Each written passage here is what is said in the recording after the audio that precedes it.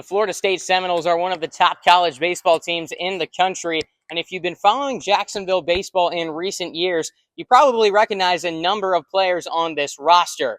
I got the chance to catch up with three of them, Connor Hults, Brody DeLamielleure, and Hunter Carns, talking about this team and what it means to be a Florida State Seminole. Opposite field home run! Brody DeLamielleure! Hults is 2-2. Breaking ball strikes him out. Oh my. Goodbye home run, Hunter Carns.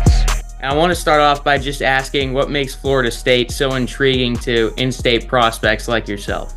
The fans, the history, the level of ball we play. It's just the highest level in the country. And like I said, the fans showing up every day, the animals, like there's no better environment in the ACC or really in college baseball. We just have so much support from the community, the students, and the animals. And the coaches just really make it feel like it's home, and they really help you get to where you're trying to go. Our whole lives, all we see is either UF, Florida State, Miami, schools like that, UCF as well. My dad had just kind of said, hey, we're Florida State fans. Just for me personally, Florida State's just been it's been a home that I never got to be at until I'm actually here. So it was really cool just to be here and live out that dream. Walk me through your recruiting process and your journey to Florida State. Yeah, definitely a little unorthodox. Out of high school, went to Jacksonville University, was there for 2 years. I felt the need just to go get a fresh scenery, fresh everything, and so I decided it was my best interest just to go junior college. Then when I ended up going to JUCO, it was probably one of the best things that I ever did for my career. Coach Hill at State College of Florida gave me an offer to come play for them for a single year, and I jumped on it. I went over there and loved every second of it, and was fortunate enough to have a decent season and got the chance to come be a Seminole the next year. So here we are. I'm in my 5th year now, and just looking to make another run at a national championship. You were originally committed to Notre Dame, but then Link Jarrett going over to Florida State. You followed him there. Walk me through that decision-making process and what led you to Florida State.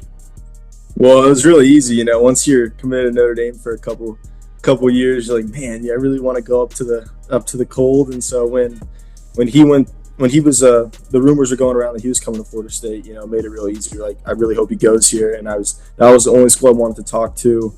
And once he got the job secured, me, Cal, and Brady DeLamielleure all just followed him here, and so it's a lot easier from going 3 hours from St. Augustine than up to Indiana. You were one of the top high school prospects in the MLB draft last year. What led you to stick with your commitment to Florida State in the end?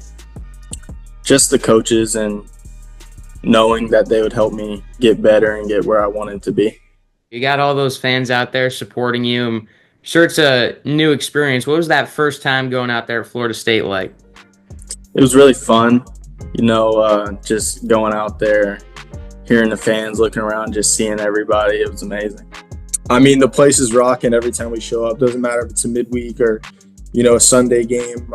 It's always going to be sold out. The fans are always going to be in it. The Animals are the best fan base in the country. They're always there for us, always starting the chants, and it's never quiet in Hauser. So. There's a lot of Jacksonville guys contributing on the team this year. What does that say about the Jacksonville baseball community and the talent it produces? It just shows the sheer amount of talent Jacksonville has, because there's a lot of guys in Jacksonville that go on to play at D1 schools or get drafted as well. And just playing against that in high school really helps elevate your game.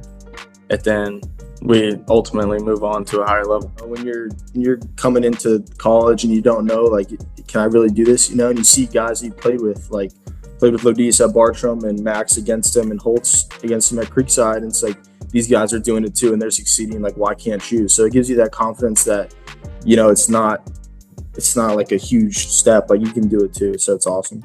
You guys are gearing up for another playoff run here, hitting the final stretch of the season. How are you guys feeling as a team? Yeah, we're feeling good. We all love each other. We're all bought in on the same train. We're pulling on the same rope. I think that if we can just keep our confidence at an all-time high and everybody plays for each other and we play sacrificial baseball, understanding that it's bigger than yourself, we'll go a long way here. We've been there. We've been to Omaha. We've played in the Super Regional. You know, when you're in that Super Regional, you want to play at home. Link preaches on that. You know, he had to go into Tennessee, and last thing he wanted to go to some SEC place on the road. So we're trying to, you know, close out this season strong, bring the top 8 seed Tallahassee, and you know, win that Super and have that experience going back to Omaha for the second year in a row. As I record this, Florida State is in the midst of a 3-game set with North Carolina to round out the regular season. After that, the Seminoles will turn their attention to the playoffs and another potential run at Omaha in the College World Series. We'll be rooting for these guys along the way, but for now, thank you for watching. Please like and subscribe, and I'll see you next time on Schlick Sports.